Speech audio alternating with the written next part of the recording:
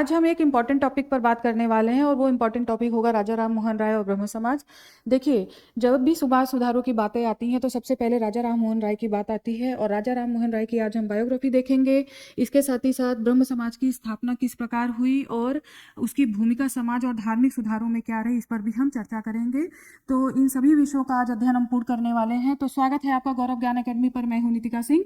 तो आज अध्ययन प्रारंभ करने से पूर्व एक प्रेरणादायी वाक्य देख लेते हैं, जो कि वाक्य है राजा राम मोहन राय का ही। तो मुझे बहुत अच्छा लगा उनकी ये पंक्तियां, देखिए।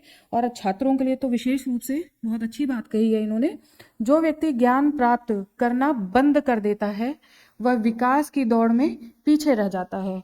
तो देखिए, अगर आपको निरंतर आगे बढ़ना है और विकास करना है अपने जीवन का, तो आपको ज्ञान प्राप्त लाइफ टाइम अगर आप ज्ञान प्राप्त करते रहेंगे। ऐसा नहीं है कि किसी का उद्देश्य कहीं सिलेक्शन लेना है या कुछ भी, जिसका जो उद्देश्य है अगर वो प्राप्त हो जाता है तो उसके बाद अध्ययन कभी नहीं छोड़ना चाहिए।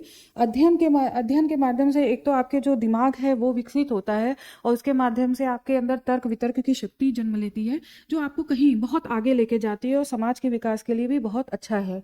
ठीक है, तो अब अपना अध्ययन की ओर चलते हैं। देखिए, ये राजा राम मोहन राय का ही कोट था। ठीक है, चलिए, राजा राम मोहन राय।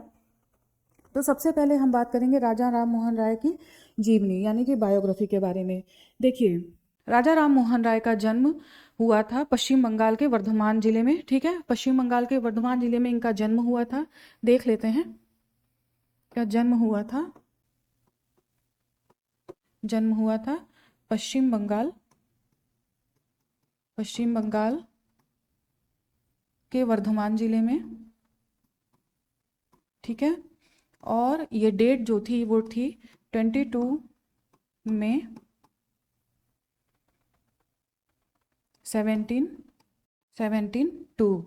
ओके, इस तरीके से इनका जन्म।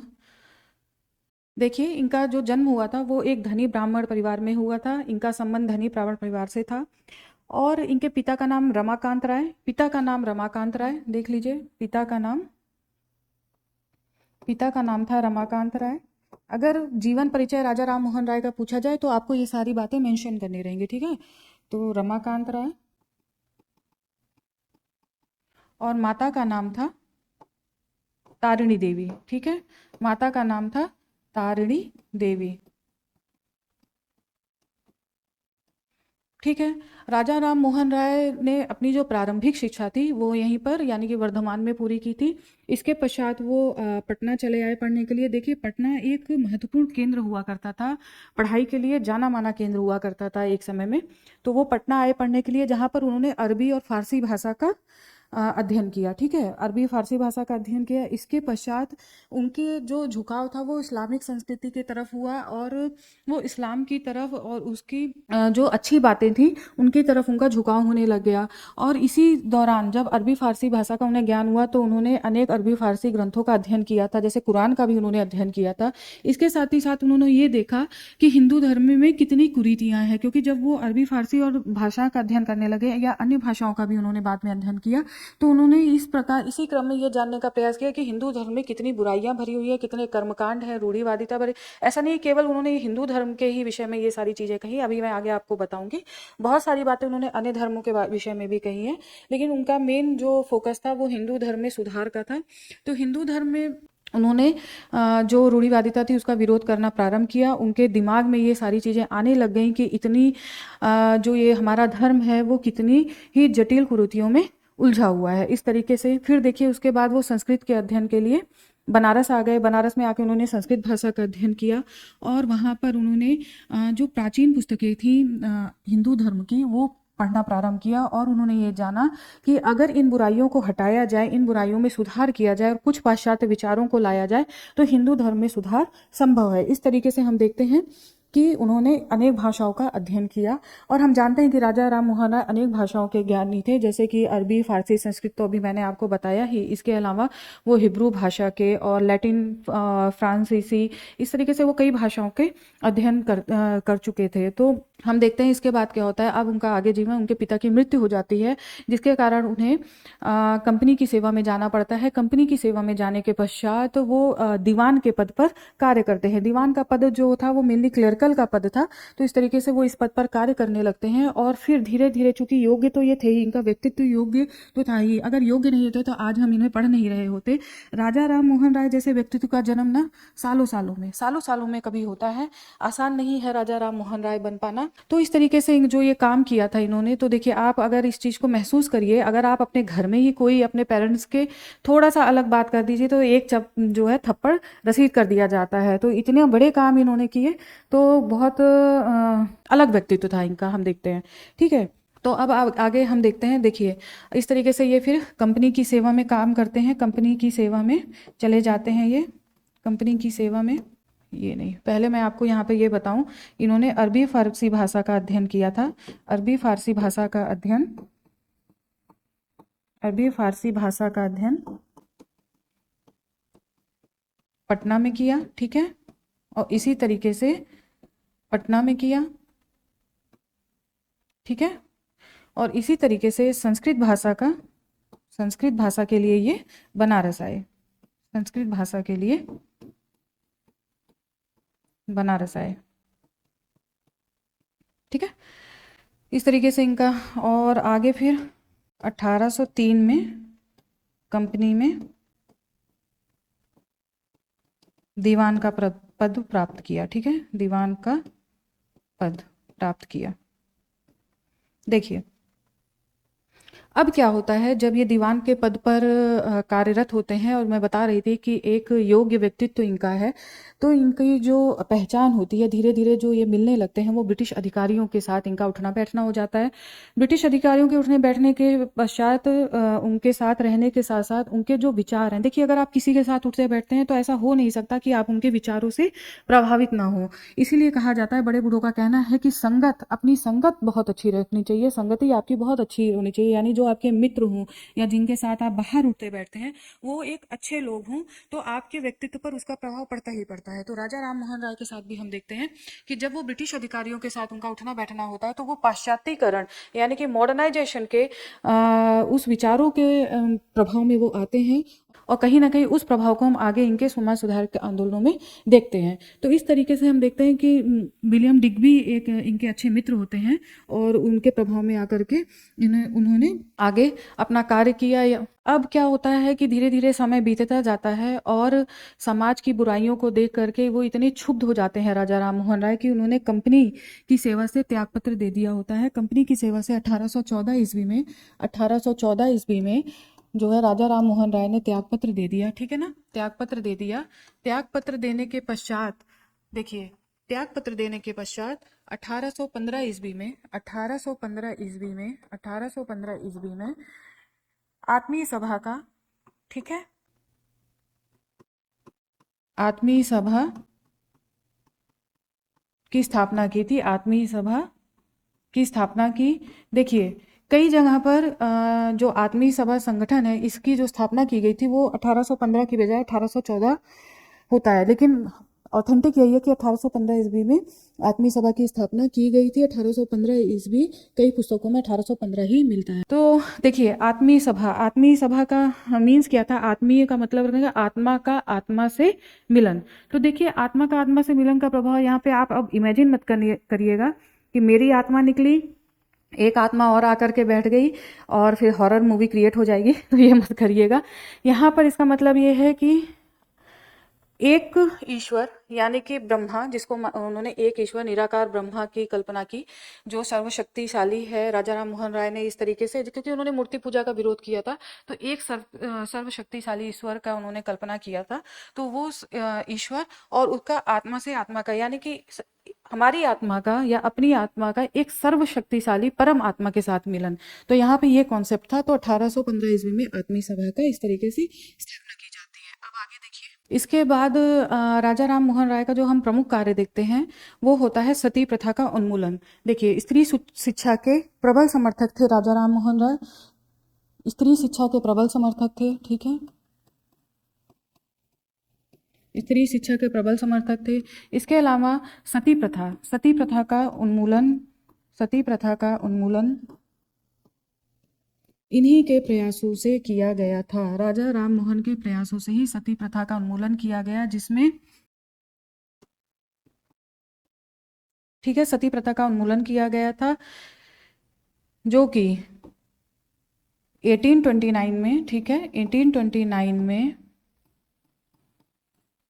17वें कानूनी अधिनियम के बाद बंगाल में लागू किया था। ठीक है, लागू किया गया था, बंगाल में लागू किया गया था, और उसके अगले वर्ष ही ब्रिटिश भारत में ये लागू किया गया था। तो इस तरीके से सती प्रथा के उन्मूलन में इनका महत्वपूर्ण योगदान था। देखिए, अगर राजा राम मोहन राय के विषय में आपसे कहा जाए कि उनके विषय में कोई दो बात बताइए, तो आप कोई भी अगर आपसे पूछे या अगर आपको कहीं लिखनी पड़े, अगर शॉर्ट नोट्स भी आ जाए, तो उसमें दो बात अगर आप राजा राम मोहन राय के बारे में लिखनी हो, तो सबसे पहली बात आप लिखेंगे, एक तो सती प्रथा के उन्मूलन के विषय में, ठीक है, सती प्रथा का उन्मूलन, और दूसरी बात आप लिखेंगे ब्रह्म समाज की स्थापना के साथ एकेश्वरवाद की जो उनका विचार था उसके विषय में। अभी मैं आगे इस पे बताऊंगी। तो एकेश्वरवाद की जो स्थापना थी, एकेश्वरवाद का जो उन्होंने विचार दिया था उस पर, क्योंकि एकेश्वरवाद एक ऐसी चीज थी जिसके कारण जो हिंदू धर्म की या हिंदू समाज की जितनी बुराइयां थी वो सभी समाप्त होती दिखेंगी। अभी मैं इस पर आगे जब ब्रह्म समाज बताऊंगी तब आपको बताऊंगी।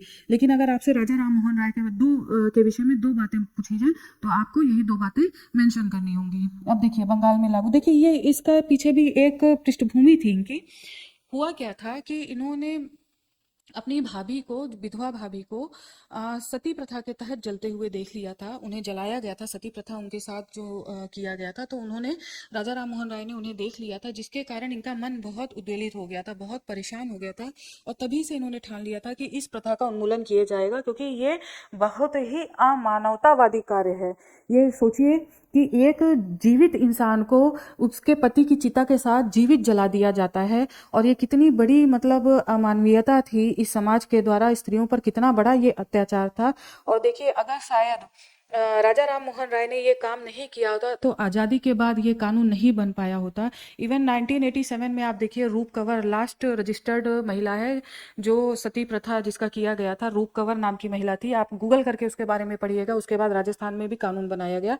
तो सती प्रथा सोचिए, यहाँ से 1829 में यहाँ ब्रिटिश भारत में कानून बना, लेकिन आज़ादी के बाद भी इस पर कहीं कहीं पर हमें देखने को मिलता है कि सती प्रथा जो है हो रहा था, सती प्रथा को लोगों के द्वारा बढ़ावा दिया जा रहा था, या सती महिलाएं की जा रही थी। अच्छा, इसके तो ये रही आज़ादी के बाद, अगर ये कानून नहीं बना होता, ठीक है।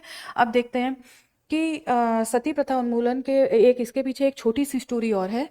देखिए, जब ये कानून बन गया तो राधाकांत देव जो कि विरोधी थे इस मतलब ये कानून जो बना था वो नहीं चाहते थे कि ऐसा कानून हो, क्योंकि वो हमारे धर्म जो चीज़ें चली आ रही थी वो उसी को, वैसे ही परंपरावादी थे, तो ऐसे ही चाहते थे कि ये चीज़ें बनी रहे, क्योंकि राजा राम मोहन राय ने इस सती प्रथा का जब उन्मूलन कानून में पूरा सहयोग दिया था, तो राजा राम मोहन राय से वो कहते हैं राधाकांत देव कि देखो, अभी तो तुमने यहाँ पे ये काम करवा दिया है, ठीक है, यहाँ पे कौन है, विलियम बेंटिंग, इनसे भी बड़ा कोई है, तो वह कौन है, राजा राम मोहन राय पूछ रहे हैं कौन है, तो कह रहे हैं कि देखिए, ब्रिटिश जो महारानी है जो ब्रिटेन में बैठी हुई है वो है, और हम उनसे बात करेंगे हम लोग जा कर के। और देखिए, उन लोगों ने फिर प्रीवी काउंसिल में केस भी किया था इस पर, ठीक है, इस पर केस भी किया था। अब राजा राम मोहन राय को ये लगता है कि कहीं ये सारी चीज़ें जो 10 सालों की मेहनत थी, क्योंकि 1829 में ये कार्य हुआ, 1818 से लगातार राजा राम मोहन राय ने इस कानून के इस सती प्रथा के उन्मूलन पर कार्य किया था लगातार। 10, तो वो सोच रहे थे राजा राम मोहन राय कि 10 साल की जो मेहनत है उस पर पानी फिर जाएगा, और इसी के साथ वो चले जाते हैं लंदन, ठीक है ना, ब्रिटेन जाते हैं वो। और देखिए, बाद में अभी ये मैं बताऊंगी, वही लंदन जा करके वो अपनी बात रखते हैं कि ये कितना अमानवतावादी है कि किसी भी मनुष्य को जिंदा जला देना, किसी महिला को जिंदा जला देना, तो ये बहुत अमानवतावादी कार्य है। तो ब्रिटेन की महारानी को ये चीज़ें समझ में आ जाती हैं, और वो इसका जो सती प्रथा उन्मूलन का कानून बना था वो इस पर मुहर लगा देती हैं कि इस कानून को पलटा नहीं जाएगा। इस तरीके से हम देखते हैं ये सारी चीज़ें होती हैं, ठीक है। तो अब इसके बाद हम देखते हैं सती प्रथा के उन्मूलन के बाद 1828 ईस्वी में 1828 ईस्वी में ब्रह्म सभा की स्थापना, ठीक है, ब्रह्म सभा की स्थापना। यही आगे चलकर ब्रह्म समाज कहलाया था। ठीक है, 1828 ईस्वी में इसकी स्थापना की थी। आगे देखिए। ठीक है, ब्रह्म सभा की स्थापना की। और देखिए इसके बाद अभी जो मैं बता रही थी कि ब्रिटेन जाते हैं, तो 1830 ईस्वी में, देखिए 1830 ईस्वी में ब्रिटेन प्रस्थान होता है इनका। ठीक है, ब्रिटेन जाते हैं ये। ठीक है, इसके बाद क्या होता है, इसी समय अकबर द्वितीय, जो कि मुगल सम्राट होते हैं सांकेतिक रूप में ही सही, लेकिन अकबर द्वितीय जो होते हैं, ठीक है, राजा राम मोहन राय को बुलाते हैं और उनसे बोलते हैं कि उन्हें अपनी पेंशन बनवानी होती है, और कहते हैं आप जा ही रहे हैं तो ब्रिटेन की महारानी से इस पर भी बात करिएगा। तो अपनी पेंशन बढ़वाने के लिए अकबर द्वितीय राजा राम मोहन राय से कहते हैं, और राजा राम मोहन राय इसी सिलसिले में ब्रिटेन जाते हैं, जहाँ पर उन्होंने सती प्रथा के विषय में बात की थी ब्रिटेन की महारानी से, और अकबर द्वितीय के पेंशन को बढ़वाने की बात की थी। तो हम देखते हैं कि इनकी पेंशन बढ़ जाती है, जिसके कारण राजा राम मोहन राय को राजा की उपाधि, देखिए जो राजा राम मोहन राय का नाम है ना, उसमें जो राजा शब्द है उसकी ये उपाधि अकबर द्वितीय ने ही दी थी। तो राजा की जो उपाधि थी वो अकबर द्वितीय ने ही दी थी, ये आपको ध्यान रखने की आवश्यकता है। तो इस तरीके से इनकी पेंशन भी बढ़ जाती है। और वहीं पर 1833 में, 1833 ईस्वी में, ठीक है, 1833 ईस्वी में राजा राम मोहन राय की मृत्यु हो जाती है। तो इस तरीके से ये शॉर्ट में इनका जीवन परिचय था। चूंकि मेरा मेन टॉपिक राजा राम मोहन राय ब्रह्म समाज है, तो ब्रह्म समाज के अंतर्गत बहुत सारी चीज़ें इनकी आ जाएंगी, और फिर बाद में हम इनका योगदान भी देखेंगे। तो इस तरीके से अगर आपको जीवन परिचय पूछा जाए तो ये सारी चीज़ें आप लिख देंगे, और अगर आपको कुछ कम लगता है तो अभी जो मैं आगे बताऊंगी तो उसको भी आप मेंशन कर दीजिएगा। ठीक है, तो नेक्स्ट देखिए, ब्रह्म समाज।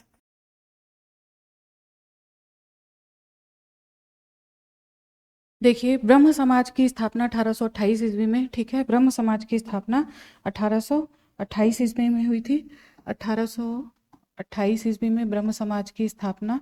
देखिए, ये जो सारे कार्य हो रहे हैं भारत में 19वीं शताब्दी में, ये सभी कार्य या ये सभी सुधार जो है ब्रिटेन में पहले ही हम देखते हैं पुनर्जागरण और प्रबोधन के रूप में सामने आ चुके होते हैं, और अब भारत में इसकी शुरुआत हो चुकी है। इसीलिए राजा राम मोहन राय को भारतीय पुनर्जागरण का दूत भी कहा जाता है। राजा राम मोहन राय को भारतीय पुनर्जागरण का अग्रदूत भी कहा जाता है। ठीक है, भारतीय पुनर्जागरण का अग्रदूत, ध्यान रखिएगा, भारतीय पुनर्जागरण का अग्रदूत कहा जाता है। भारतीय पुनर्जागरण का जन्मदाता, मतलब ये सारी चीज़ें राजा राम मोहन राय के बारे में कही गई हैं। इस समय क्या था, इस समय भारत में बहुत सारी धार्मिक कुरीतियाँ, पाखंड, अंधविश्वास में इंसान घिरा हुआ था। यहाँ के लोगों की सोचने समझने की शक्ति बिल्कुल ख़त्म हो चुकी थी। राजनीतिक रूप से, आर्थिक रूप से भारत में क्या चल रहा है वो उनको कोई मतलब नहीं था।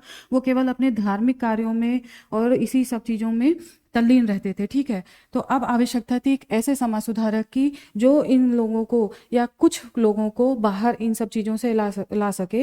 राजा राम मोहन राय बड़े दुख के साथ ये कहते हैं कि भारतीयों में इतनी भी समझ नहीं रह गई है कि उनके राजनीतिक हित और उनके आर्थिक सामाजिक हित किस प्रकार हैं। उन्हें इस चीज़ से कोई मतलब नहीं है कि ब्रिटिश भारत में उनके राजनीतिक हित किस प्रकार पूरे किए जाएं। तो ये बड़ी चिंता का विषय था राजा राम मोहन राय के लिए, और इस तरीके से ब्रह्म समाज की स्थापना की जाती है। देखिए, ब्रह्म समाज की स्थापना के जो प्रमुख सिद्धांत थे, एक तो था अब मैं सारे सिद्धांत अभी लिख दूंगी। तो मूर्ति पूजा का विरोध, जातिवाद, छुआछूत का विरोध, महिलाओं शिक्षा को उन्होंने बढ़ावा दिया था। इवन महिलाओं के लिए उस समय उन्होंने उत्तराधिकार की बात की थी, यानी कि उन्हें संपत्ति का अधिकार दिया जाना चाहिए, उस समय पर उन्होंने ये बात की थी। धार्मिक क्षेत्र में हम देखते हैं उन्होंने, जैसे अभी मैंने बताया, मूर्ति पूजा, और उन्होंने एकेश्वरवाद की स्थापना की। के अंतर्गत उन्होंने अवतारवाद का खंडन किया था। देखिए, अवतार ईश्वर के अवतार को माना जाता है, तो उसका उन्होंने खंडन किया था। इस तरीके से ब्रह्म समाज के उन्होंने मूलभूत सिद्धांत दिए थे। तो कुछ मूलभूत सिद्धांत देख लीजिए।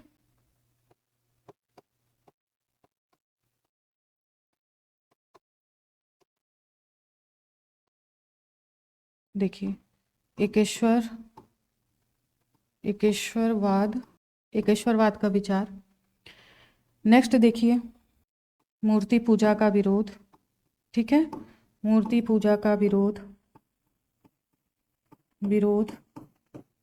ठीक है, अवतारवाद का खंडन, अवतारवाद का खंडन।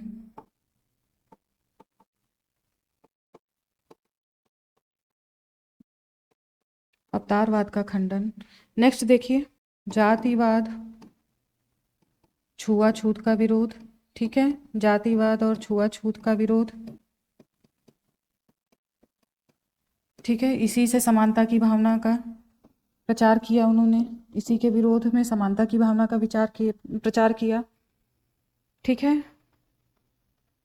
नेक्स्ट देखिए, महिलाओं के लिए देखिए, सती प्रथा, बाल विवाह, बाल हत्या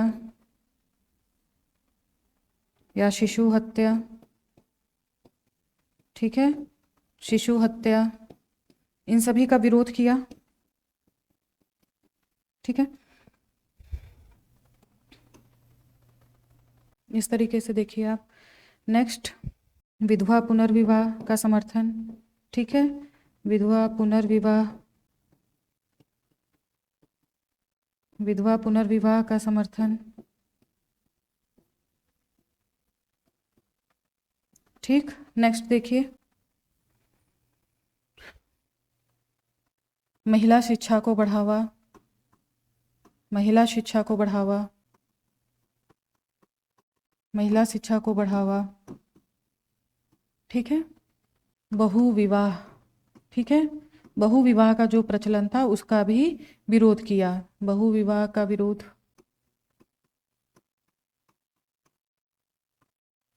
बहुविवाह का विरोध।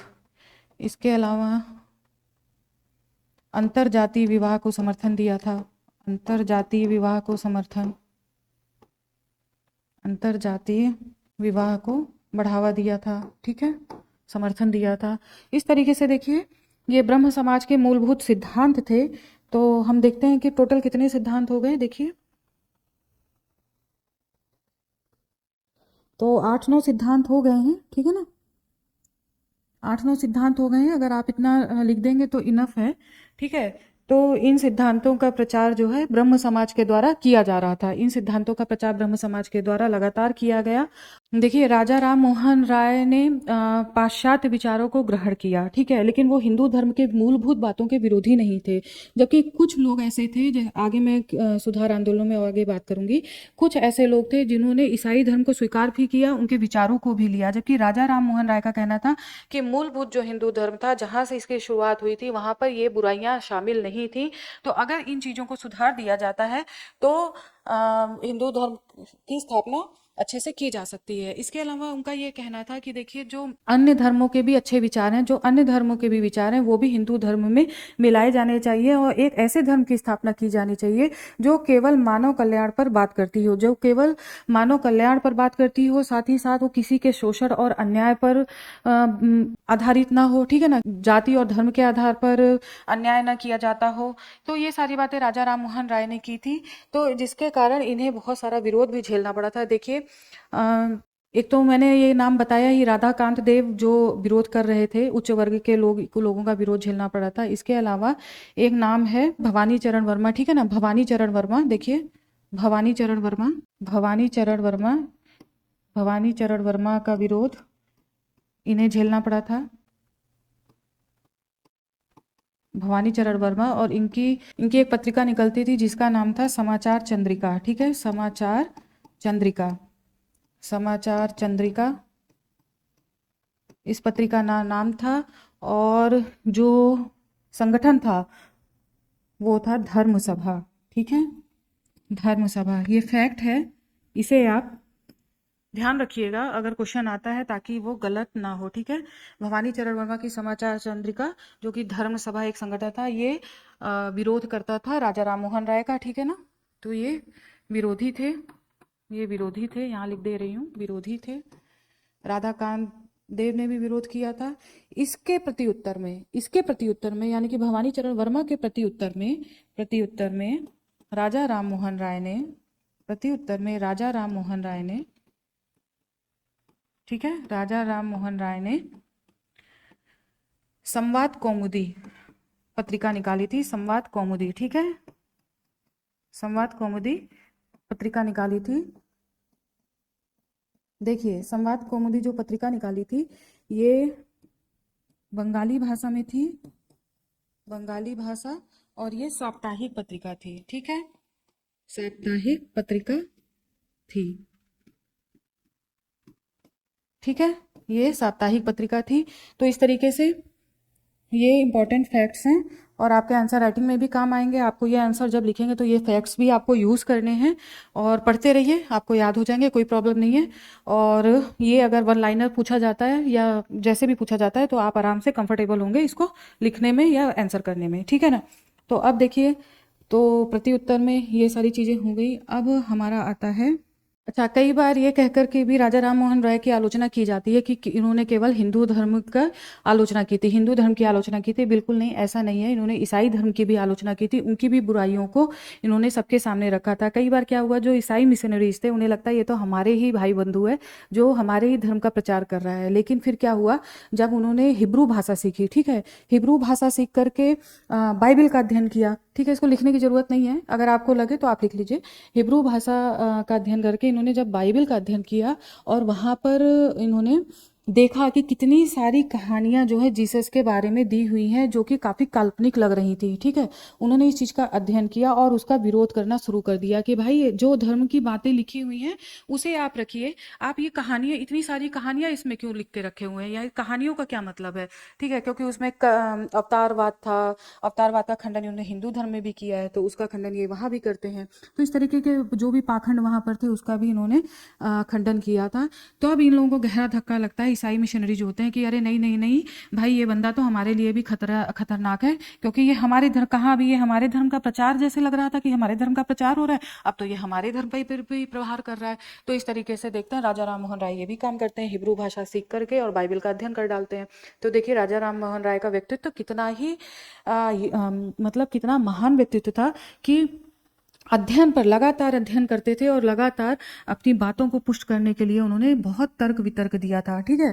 तो इस तरीके से राजा राम मोहन राय कार्य करते हैं। आगे देखिए क्या होता है, अगर अब हम राजा राम मोहन राय के कार्य पर आ जाते हैं, ठीक है ना। कार्य इसलिए मैं आपको बता रही हूँ क्योंकि आप जानना आपको ज़रूरी है कि उन्होंने शिक्षा के क्षेत्र में क्या किया, समाज के क्षेत्र में क्या किया। और धर्म और समाज को देखिए अलग कर पाना बहुत मुश्किल हो जाता है, क्योंकि धार्मिक रूप से ही चीज़ें जो लागू की जाती हैं वो समाज पर लागू की जाती हैं और समाज उन्हें अपनाता है, तो उन दोनों को अलग कर पाना बड़ा मुश्किल हो जाता है।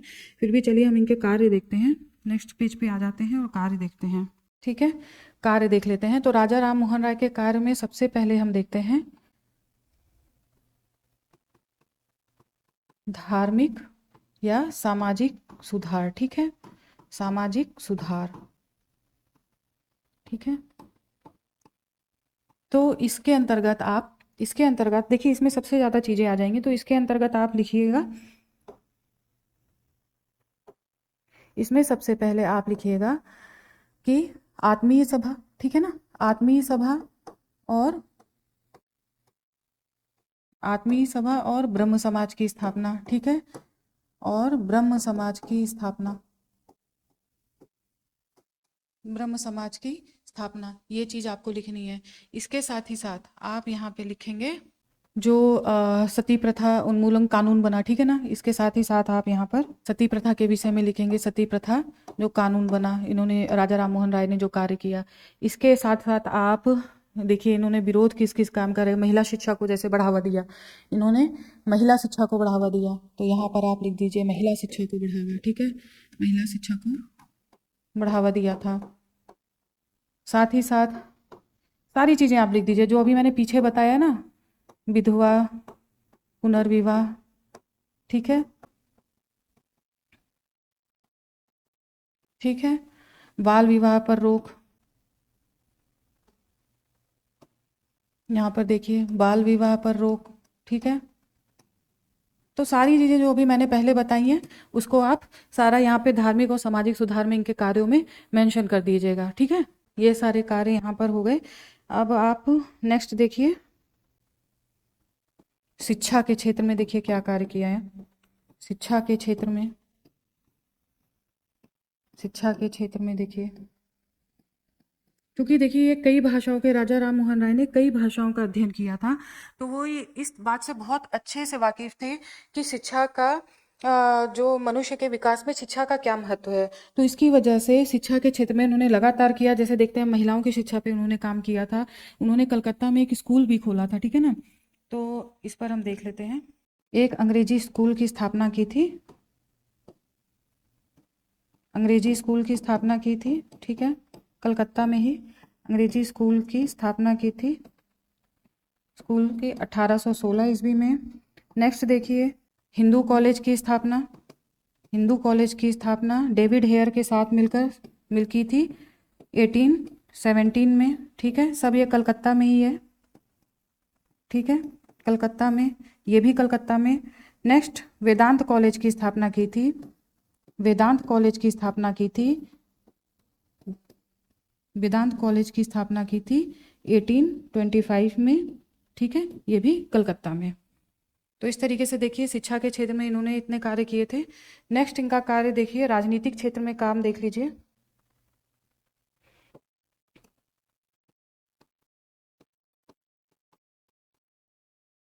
राजनीतिक क्षेत्र में इनके कार्य देख लीजिए। आपको राजनीतिक क्षेत्र में राजा राम मोहन राय के बहुत अधिक कार्य नहीं दिखाई देंगे, क्योंकि ये जो समय था ना, वो राजनीतिक रूप से कितना भी काम कर लेते, वो भारतीय जो अंधविश्वास में घिरे हुए थे वो उन पर इतना ज़्यादा असर नहीं पड़ता, ठीक है। तो बहुत ज़्यादा राजनीतिक क्षेत्र में हम इनके कार्य नहीं देखते हैं। हाँ, जैसे कि आप देख लीजिए राजनीतिक क्षेत्र में नागरिक अधिकारों का समर्थन किया था, ठीक है, नागरिक अधिकारों पर समर्थन किया था और इस पर आंदोलन भी चलाया था, ठीक है, पर आंदोलन चलाया था, जिसमें इन्होंने स्वतंत्रता समानता बंधुत्व की बात की थी, ठीक है, स्वतंत्रता समानता बंधुत्व की बात की थी, समानता की बात की थी, ठीक है, समानता और स्वतंत्रता की बात की थी, ठीक है।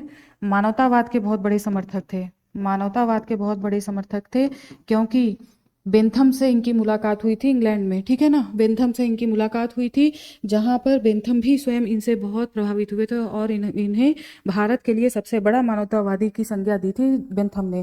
तो इस तरीके से बहुत बड़े मानवतावादी थे और मानवतावाद पर इन्होंने समर्थन किया था। नेक्स्ट आप देखिए, थोड़ा सा इनका जो राजनीतिक क्षेत्र में काम दिखता है वो है किसानों का समर्थन करते हुए ये दिखते हैं। किसानों के जो शोषण हो रहा था, ठीक है ना, किसानों के शोषण, किसानों के शोषण के विरुद्ध, शोषण के विरुद्ध ये काउंसिल में लगातार पत्र लिख रहे थे, ठीक है ना, एक इनका ये काम दिखता है। दूसरा आप देखिए, इन्होंने इन्होंने प्रेस की स्वतंत्रता पर बल दिया था, प्रेस की स्वतंत्रता पर बल दिया था, चूंकि लगातार प्रेस पर प्रतिबंध लगाया जा रहा था, जिसकी वजह से इन्होंने प्रेस की स्वतंत्रता पर बल दिया था। तो इस तरीके से हम देखते हैं इनके ये कार्य हैं। और आपको अगर राजा राम मोहन राय के बारे में लिखने के लिए आ जाए तो आप इतना ये सारा कुछ इस तरीके से डायग्राम बना के लिख देंगे। मैं बता रही हूँ फुल मार्क्स आपको मिलेंगे, कोई रोक नहीं सकता इस चीज़ में, ठीक है ना। तो इस तरीके से देखिए। और राजा राम मोहन राय ने अंतर्राष्ट्रीयतावाद पर बल दिया था। अंतर्राष्ट्रीयतावाद का मीन्स होता है कि वे प्रभावित थे, जैसे कि फ्रांस की क्रांति हुई थी उस समय पर, उसकी सफलता पर वो काफ़ी सुखी, मतलब सुखद महसूस किया था उन्होंने, इस चीज़ को उन्होंने बताया भी है। और जो नेपल्स में जो क्रांति हुई थी और उस पर जो वो असफल हुई थी तो उस पर उन्होंने दुख जताया था। उन्होंने एक ऐसे अंतर्राष्ट्रीय संस्था की बात की थी जिसमें विश्व के सभी लोगों की बातों को समान स्तर से सुना जाए, ठीक है ना। तो इनकी राजा राम मोहन राय की सोच इतनी आगे थी, वो सोच इस समय रहे हैं। और देखिए 1945 में इस तरीके से हम देखते हैं कि किस तरीके से आगे हम बाद में संयुक्त राष्ट्र संघ जैसी संस्था का विकास भी देखते हैं और आज तक वो चली आ रही यूएनओ, ठीक है ना। तो इस तरीके से काम देखते हैं कहाँ इस समय वो सोच रहे हैं और आगे विश्व या आगे जो विश्व विजेता होते हैं वो इस चीज़ को अपनाते भी हैं। तो इस तरीके से हम देख रहे हैं। और नेक्स्ट देखिए, तो देखिए राजा राम मोहन राय के बारे में हमें पूरा ब्रह्म समाज और सारा अध्ययन कर लिया है। कुछ अगर आपको फैक्ट्स जानना है तो देखिए, एक फारसी भाषा में इनकी पुस्तक थी। फैक्ट्स देख लीजिए पहले, फैक्ट्स, कुछ फैक्ट्स देख लीजिए। वैसे तो मैंने सारा पीछे लिख ही दिया है, कुछ जो बच रहा है वो यहाँ पर मैं मेंशन कर दे रही हूँ। जैसे कि मिरातुल अखबार, ठीक है ना, मिरातुल अखबार, अखबार इनकी पुस्तक का नाम था, जो कि फारसी भाषा में थी। ठीक है, फारसी भाषा में थी। एक पुस्तक का नाम था एकेश्वरवादियों को उपहार। ठीक है, एकेश्वरवादियों को उपहार, एकेश्वरवादियों को उपहार, को उपहार, एक पुस्तक का नाम ये है। ठीक है, तो ये पुस्तकें थी। और पीछे मैंने जैसे संवाद कौमुदी बताया ही है, तो इस तरीके से इनकी ये पुस्तकें हो गई। 1828 में ब्रह्म समाज की स्थापना हुई थी और मिरातुल अखबार इनका पहला अखबार था। ठीक है, ध्यान रखिएगा, मिरातुल अखबार इनका पहला अखबार था। एक पुस्तक इनकी और थी, वो थी तुहफात, तुहफात उल, ठीक है, मुवाहिदीन। ठीक है, एक पुस्तक ये थी। तो इस तरीके से इनकी ये पुस्तकें थी।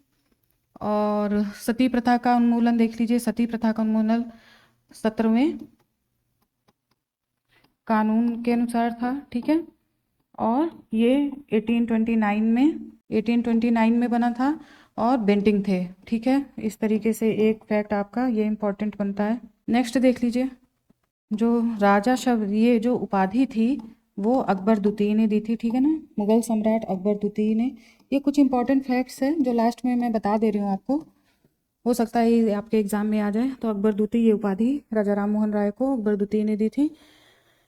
और मैंने बहुत सारे फैक्ट्स पीछे बताए, मैंने उन्हें अंडरलाइन भी कर दिया है जहाँ जहाँ इंपॉर्टेंट है। तो ये आपको टेलीग्राम चैनल पर मिल जाएगा, इसे देख लीजिएगा। ठीक है, तो चलिए जल्दी नेक्स्ट वीडियो में मिलती हूँ। धन्यवाद।